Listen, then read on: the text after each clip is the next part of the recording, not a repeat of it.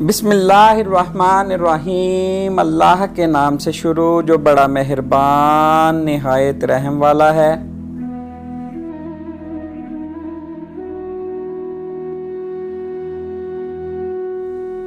जुम्बशे मौजे नसीमे सुबह गहवारा बनी, झूमती है नशाए हस्ती में हर गुल की कली। यूं जुबाने बर्ग से गोया है इसकी खामशी, दस्ते गुलची की छटक मैंने नहीं देखी कभी। कह रही है मेरी खामोशी ही अफसाना मेरा, कुंजे खलवत खानाए कुदरत है काशाना मेरा।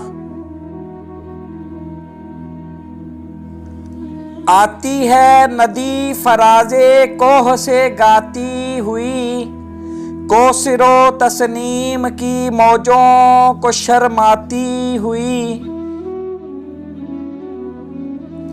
आईना सा शाहिदे कुदरत को दिखलाती हुई, संगे रह से गाह बचती गाह टकराती हुई। छेड़ती जा इस इराके दिल नशी के साज को, ए मुसाफिर दिल समझता है तेरी आवाज को। लैलाए शब खोलती है आके जब जुल्फे रिसा, दामने दिल खींचती है आबशारों की सदा।